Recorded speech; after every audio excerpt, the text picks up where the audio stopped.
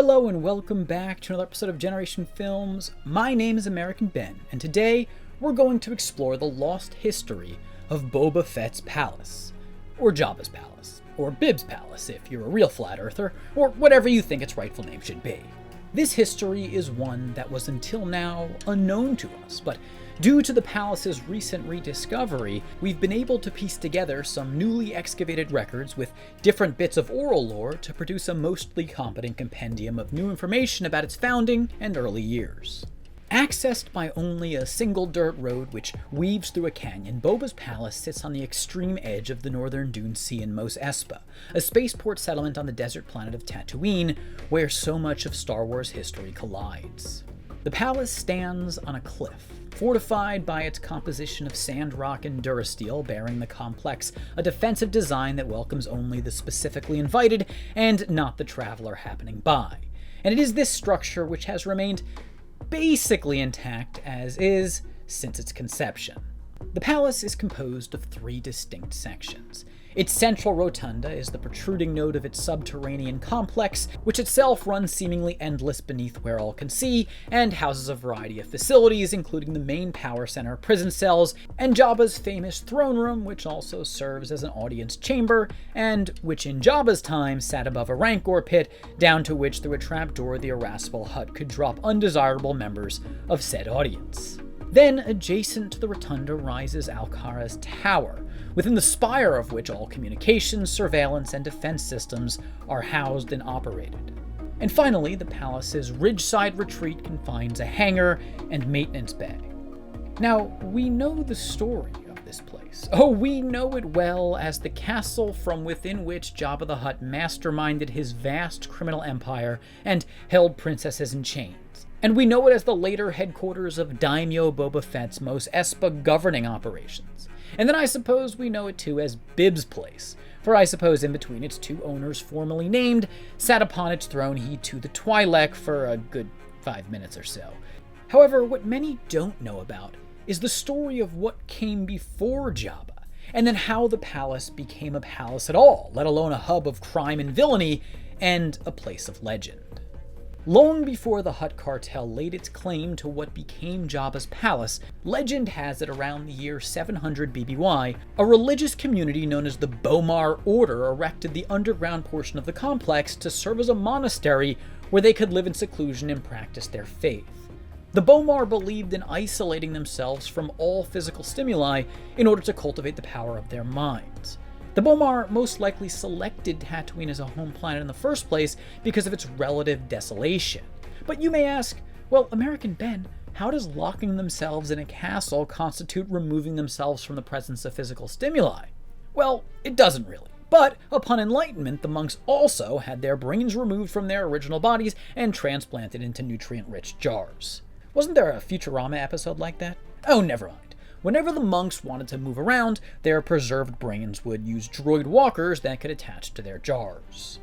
In these days, with Tatooine civilization not yet booming and only in the early stages of development, visitors to the monastery were far and few in between, most of whom were Tusken Raiders on the roam, and the Bomar thus spent the lion's share of their time on Tatooine in solitude. They did, however, continue to expand and improve the monastery over time, including building its 9-story tower, which contained a circular stairway, which the monks loved to ascend and descend while meditating. Some scholars even claim that Tusken Raider guests of the Bomar had a hand in the complex's construction, which, if true, and if you watched my video on the Tusken Raiders, then you'd know that this implies that the building also holds importance in Tusken Raider culture. But I digress. Under the Bomar, the monastery persisted in peace. However, and the records are somewhat unreliable, in the year 550 BBY, some 150 years after the monastery was founded, a human named Alcara arrived on Tatooine with his band of thieves and began working as a researcher for a mining colony under its Bureau of Ethnicity and Socialization. Now, I should point out that there are two major different accounts about Alcara's criminal history. The first claims that he was already a notorious bandit when he arrived on Tatooine, and as I just said, he showed up with a crew of thieves in tow. The second account, however, instead avers that he fell into a life of crime while working for the Bureau of Ethnicity and Socialization.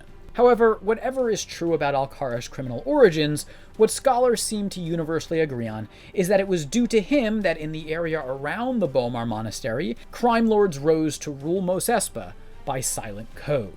The extremely clever way Alcara was able to cause the fall to anarchy that necessitated a criminal power establishment rise is by hiring Tusken Raiders to murder local policemen. In my video on the Tusken Raiders, I talked a lot about how superstitious beliefs inspire the Tuskens' hostility. Well, more practically, Alcara's murderous actions sparked a long feud between the colonists in and around Mos Espa and the Sand People, a feud which was exacerbated when Alcara turned on his Tusken allies and massacred them. And it is this feud which perhaps accounts for some of why the Tuskens are so aggressive towards outsiders. Hundreds of years before Jabba, they experienced great brutality at the hands of human invaders. The Tatooine rife with minor skirmishes and interspecies hostility we see on Tatooine during Anakin's childhood echoes from Alcara's handiwork. Back to Alcara and his feud though. When eventually both the settlers and the Sand People in his region rose up in desire of retribution and began to overwhelm him, he needed to retreat with what remained of his army to a safe place where he could hide out and revitalize his forces. Of course, finding a hideout on a desert planet is no easy task, and I'm sure the belly of a sarlacc was a tempting option at some point. However, while working for the Bureau of Ethnicity and Socialization, Alcara became familiar with Tatooine's various peoples and landmarks, including the Bomar Monastery and its monks. And this wouldn't have been a problem for the monks, save for two reasons. One, the monks, got rid of their bodies. And two, Alcara was a complete dick. He carefully planned a takeover of the monks' home. However, surprisingly enough, when he went to lay siege to it with his army, eager to avoid violence and continue with their religious pieties and practices as they were, the monks simply opened the doors for him. Alcara was thus free to take control of the complex, and he did so for the next 34 years. During his reign, he converted the building into more of a defensive outpost, which could be used both as a stronghold against, among others, the Tuskens, and as a base from which he and his gang could plan and carry out attacks on the moisture farms all across Tatooine. Thus, the monastery's reputation as a den of crime began here. As a matter of fact, it's probably at this point that it ceased to be much of a monastery at all, and could now be better described as a citadel, though the monks continued to practice there relatively undisturbed. Alcara fortified the entire building. He augmented its living quarters, hall, and corridors, and he added dungeons, underground chambers, battlements, the famous road that leads to the palace, and of course, he also renovated the 9-story tower that soars above the rotunda and which now bears his name. And he also added the tower's array of defense and communication technology. He supposedly received approval for all of his renovations and additions from the monks themselves, but given that he turned the place into a veritable battle station, I have my doubts. Alcara was a master of compelling others to do what he wanted, with the mere implied threat of violence. Still, many scholars assert that the monks actually kind of liked the additions that Alcara made because it kept them protected. Anyway, as Alcara had turned Mos Espa into a crime haven and its monastery into a den of iniquity, he attracted all sorts of nefarious figures to the region, including Jabba the Hutt, who, around the year 516 BBY, drove Alcara off the planet and took the citadel for himself, turning it into his personal palace. There are, however, some scholars who claim that a host of crime lords controlled the citadel in between Alcara and Jabba, but the former account is the most accepted one. As for the fate of Alcara, no one knows for sure what happened to him after he fled Tatooine, but it's said he died shortly after. Jabba was a much more powerful crime lord than Alcara, as he was connected to the Hutt cartel, which backed his rule with great resources. Jabba thus was able to further institutionalize crime as a way of life in Mos Espa, and to some degree across Tatooine. Of course, a higher class criminal needs a higher class palace, and so Jabba went about renovating his dwelling even further. He built the aforementioned underground hangar ridgeside to store his fleet of ships and other vehicles. He also had the exterior walls plated with titanium, a natural element found throughout the galaxy that was often used in the construction of plating that covered military structures. This fortification was performed by master armorers for a steal of a deal, literally.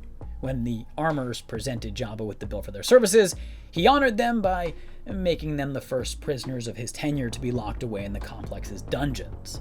And unfortunately for the armorers, they had done such a good job securing the palace's various cells and traps that even they couldn't escape them.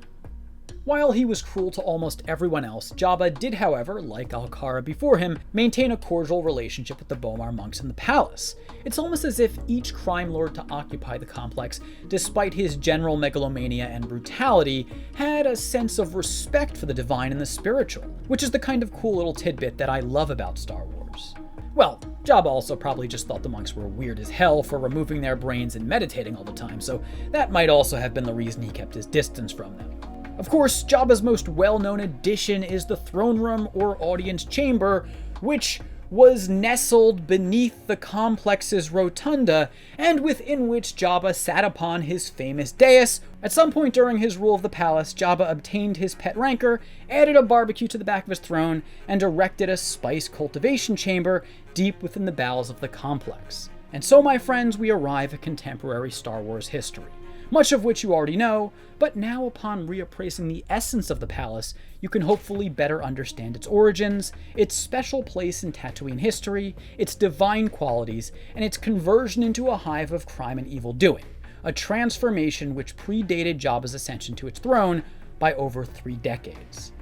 And I hope you'll also come to see that the palace is an intrinsically holy place, and that no matter who sits upon its throne, it belongs in spirit to the Bomar monks, a community that dwelled in the building long before anyone else, and that may dwell there long after everyone else has left it, unto days far into the future, when Tatooine's quarreling brothers in the sky become great red fires and take the desert away to memory. Anyways, that's the video. I hope you enjoyed this little history. If you did, please do give the video a big thumbs up. Definitely comment down below. Let me know what you know that I didn't mention or that I don't know. And please do subscribe to this channel and hit that damn notification bell so you don't miss a damn thing. For now, my name is American Ben, and I'll catch you next time. Generation Films, peace.